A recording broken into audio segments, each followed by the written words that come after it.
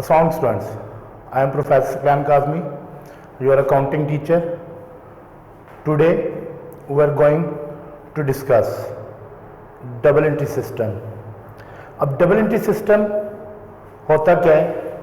याद रखिए, जब अकाउंटिंग की बात आती है, अकाउंटिंग में आपके सामने रिकॉर्डिंग सिस्टम है. उस रिकॉर्डिंग सिस्टम को हम नाम देते हैं double entry system. Double entry system ये कहता है every transaction has at least to aspect. Her transaction में एटलीस्ट टू एस्पेक्ट्स होते हैं. One aspect will be debit, another will be credit, और सेकंड एस्पेक्ट क्या होगा? Credit with equal amount. हम जब भी किसी भी ट्रांजेक्शन को देखते हैं, अगर हम लोग ट्रांजेक्शन को डिफाइन करना चाहे तो हम कैसे डिफाइन कर सकते हैं? हम कह सकते हैं any activity in the world which can be interpret, which can be defined in term of money, यानी पैसे की शक्ल में. अब दुनिया किसी भी एक्टिविटी को जिसको आप पैसे की शक्ल में एक्सप्लेन कर सकते हो, उसे आप क्या कहते हो? ट्रांजैक्शन. तो अकाउंटिंग ये कहती है कि हर ट्रांजैक्शन में कम से कम दो एस्पेक्ट होते हैं. वर्ड बोला गया एटलीस्ट टू एस्पेक्ट. इसका मतलब कि दो एस्पेक्ट से ज्यादा भी हो सकते हैं. अब एस्पेक्ट्स कहते हो आप पहलू को. समटाइम आप इसी डेफिनेशन को देखते हो, उसके अंदर एस्पेक्ट्स का वर्ड भी आता है, चेंज का वर्ड भी आता है, फाइनेंशियल चेंज का वर्ड भी आता है, लेकिन मैं हमेशा एस्पेक्ट का वर्ड यूज करता हूं. एस्पेक्ट कहते हो पहलू को, कि हर ट्रांजैक्शन में दो पहलू होते हैं, यानी हर ट्रांजैक्शन दो किस्म की एक्टिविटी परफॉर्म हो रही है. फॉर एग्जाम्पल अगर आप देखें तो आप कह रहे हो कि purchase goods for cash, purchase goods for cash. इसमें गुड्स का परचेज होना आपके लिए एक एस्पेक्ट. सेकंड, आपने कैश पे कर दिया, सेकंड एस्पेक्ट. इस तरह से अगर आप देखिए परचेज लैंड, लैंड का परचेज होना, आपके पास लैंड का इंक्रीज होना, लैंड का आना एक aspect.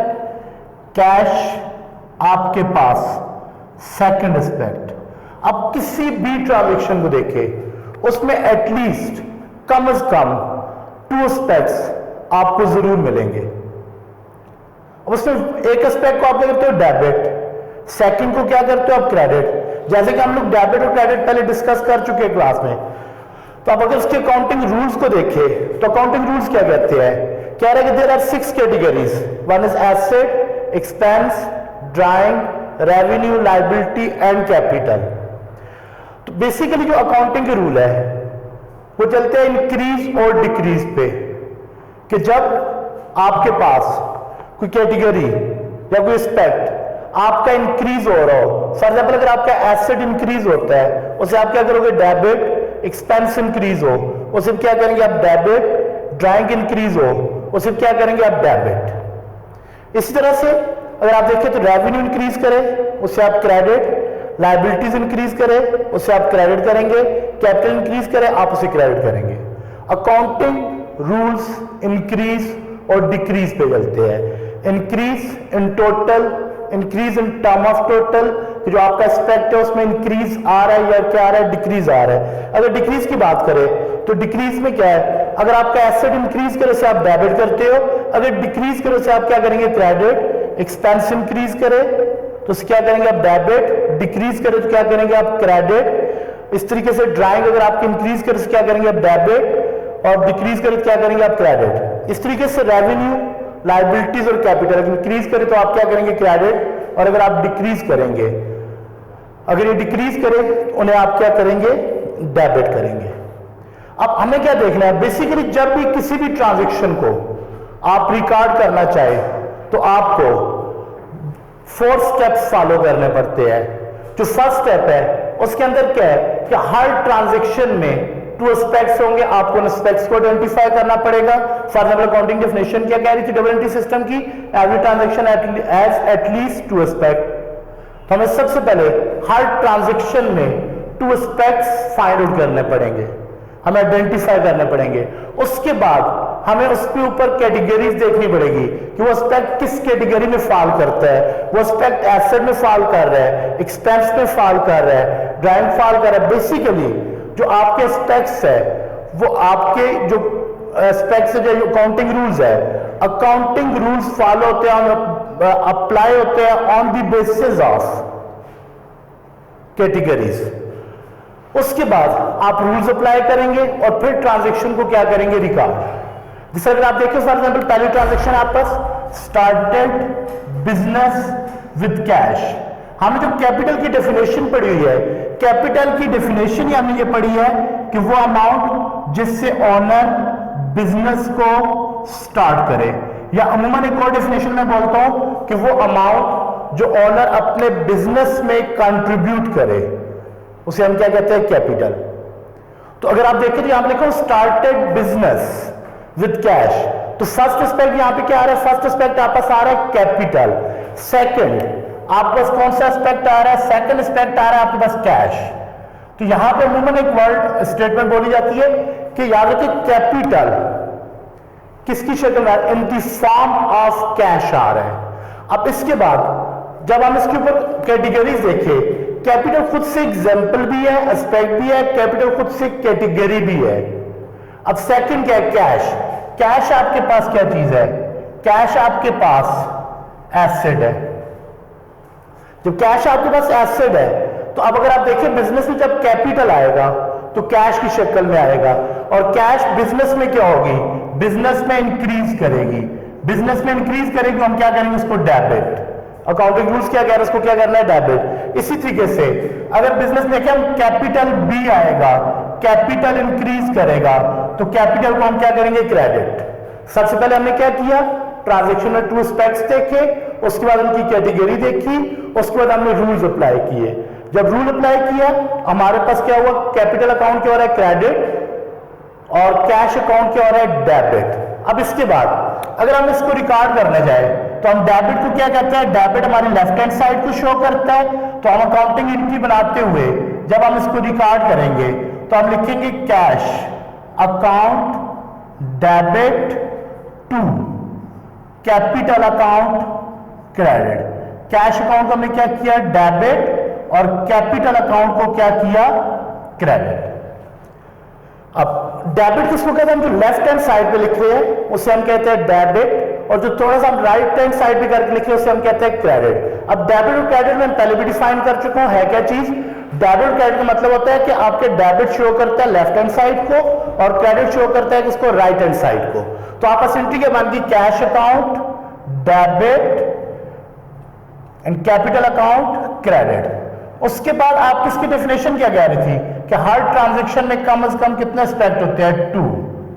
One aspect will be debit, other will be credit with equal amount. क्योंकि अगर आप देखें तो बिजनेस में कैश भी कितनी आई, 1 लाख, बिजनेस में कैपिटल भी कितना आया, 1 लाख, और इनकी अमाउंट आपस में क्या है, इक्वल है। अब अगर आप WT सिस्टम की डेफिनेशन दोबारा अगर रिकॉल करें तो हर ट्रांजैक्शन के कितने एस्पेक्ट है, 2। One aspect will be debited and other will be credited, और दोनों की अमाउंट आपस में क्या है, इक्वल है।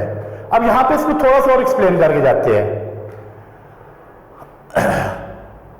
अगर हम गौर करें तो बिजनेस में जब भी कैपिटल आएगा हमेशा एसेट की शक्ल में आएगा। बिजनेस में जब भी कैपिटल आएगा हमेशा एसेट की शक्ल में आएगा।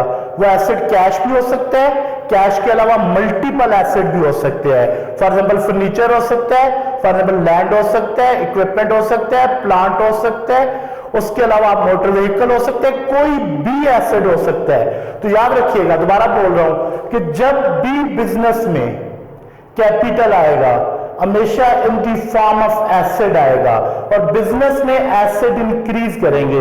जब एसेट इंक्रीज करेंगे तो एसेट को क्या करेंगे, अब डेबिट, और कैपिटल अकाउंट क्या हो जाएगा, क्रेडिट। तुम्हारे पास एंट्री क्या बनती जाएगी कि जितने भी एसेट होंगे सारे डेबिट हो जाएंगे और कैपिटल अकाउंट क्या होगा, क्रेडिट होगा। अब सेकंड ट्रांजैक्शन क्या आता है, सेकंड ट्रांजैक्शन में क्या है, परचेज गुड्स फॉर कैश। अब परचेज गुड्स फॉर कैश है तो इसके ऊपर इसमें हमने एस्पेक्ट पहले आइडेंटिफाई कर ली है कि एक परचेज और दूसरा क्या आ गया कैश, और दूसरी तरफ क्या आ रहा है आपके पास परचेज और एक तरफ आ रहा है आपके पास कैश। अब अगर आप परचेज के ऊपर कैटेगरी अप्लाई करें तो परचेज आपका किस कैटेगरी में आएगा, एक्सपेंस की कैटेगरी में आएगा, और कैश आपका कहां पे आएगा, एसेट में। हम पहले भी डिस्कस कर चुके हैं कैश कहां पे आया था, कैश आपका कौन सी कैटेगरी है, आपके पास कैश क्या है, एसेट है। और इसी तरीके से परचेज किस कैटेगरी में फॉल करता है, एक्सपेंस की कैटेगरी में फॉल करता है। अब अगर हम इसके ऊपर अकाउंटिंग रूल अप्लाई करें तो जब हम गुड्स परचेज करेंगे तो कैश क्या करेंगे, पे करेंगे। कैश हमारा एसेट है, एसेट डिक्रीज करेगा तो इसे हम क्या करेंगे, क्रेडिट। इसी तरीके से परचेज हमारे पास क्या है, परचेज हमारे पास एक्सपेंस की कैटेगरी में फॉल करेगा, एक्सपेंस हमारा इंक्रीज करेगा, इसे हम क्या करेंगे, डेबिट। तो आपस अकाउंटिंग एंट्री क्या बन जाएगी, अकाउंटिंग एंट्री बन जाएगी purchase account debit to cash account credit. अब दोनों की अमाउंट कितनी है, कैश की अमाउंट आपके पास आ रही है 10, परचेज की अमाउंट 10,000 एंड कैश की अमाउंट भी क्या है आपके पास 10,000। अगर हम देखें इसको दोबारा हम रीड आउट करते हैं अकाउंटिंग एंट्री को, हम कैसे करेंगे, हम कहेंगे परचेज अकाउंट क्या हुआ, डेबिट हुआ 10,000 से, और टू कैश अकाउंट क्या हुआ, क्रेडिट हुआ कितने से, 10,000 से।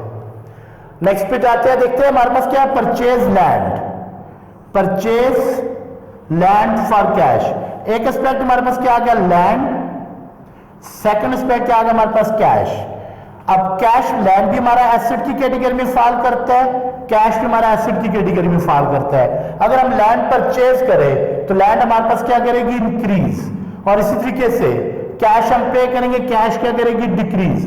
हम ऊपर भी देख के आ चुके हैं, कैश आपका एसेट है, जब एसेट डिक्रीज करेगा तो आप क्या करेंगे, क्रेडिट, तो कैश क्या हो गया, क्रेडिट। इसी तरीके से लैंड आपका एसेट है, एसेट इंक्रीज करेगा, इसे आप क्या करेंगे, डेबिट। आपस एंट्री क्या बन जाएगी, आपस अकाउंटिंग एंट्री बन जाएगी land account debit 12,000 and cash account क्या हो जाएगा आपस, क्रेडिट कितने से, 12,000 से।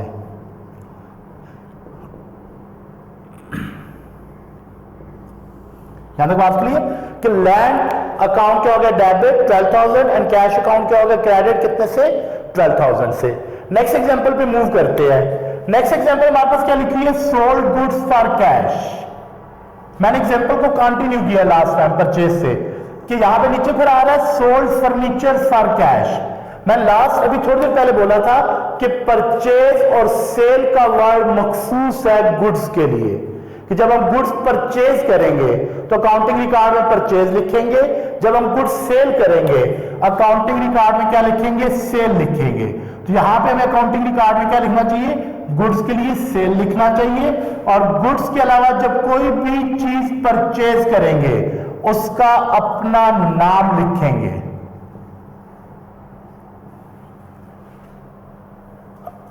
अब देखिए यहां पे पहला एस्पेक्ट क्या आ गया, सेल, सेकंड क्या आ गया आपके पास, कैश। सेल आपके पास किस कैटेगरी में फॉल करता है, सेल आपके पास रेवेन्यूज में फॉल करता है, रेवेन्यू की कैटेगरी में, और जबकि आपके पास कैश कहां पे फॉल करता है, एसेट में।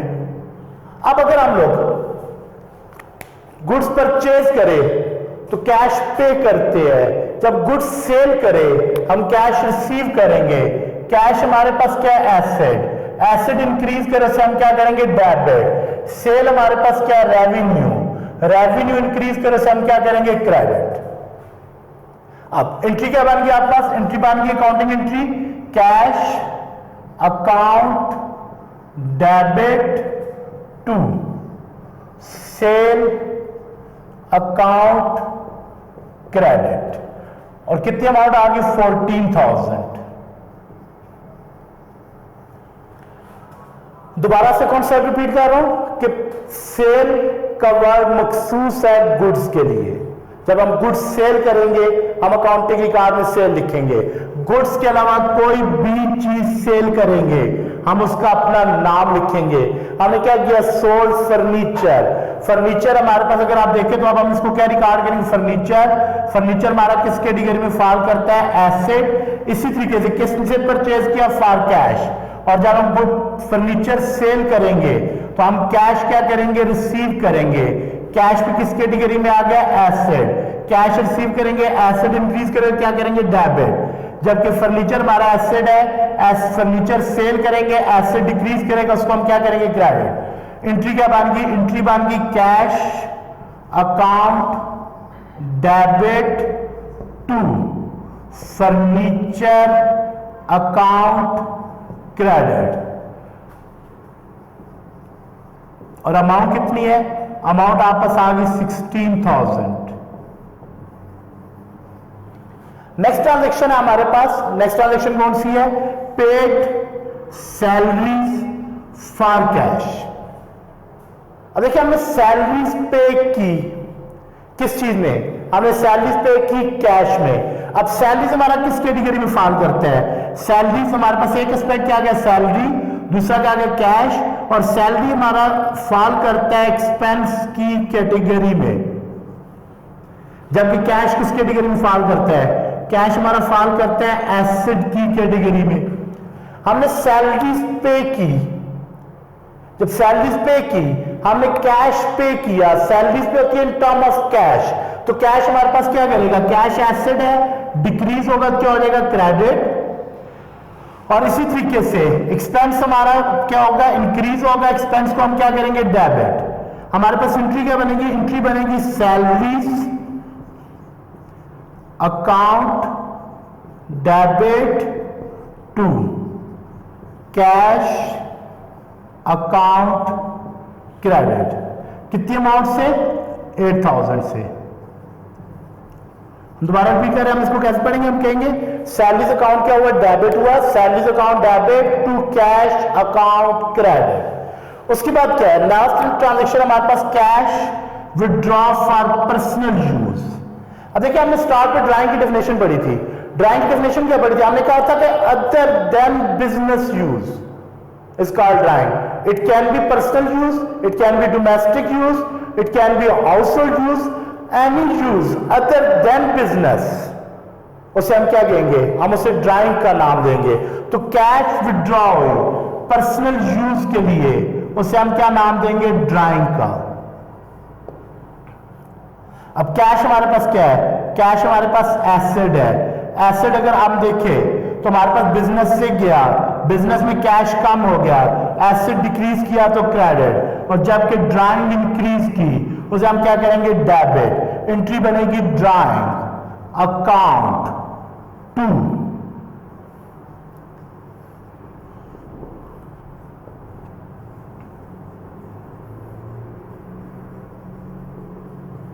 Cash account. How much? 2,000।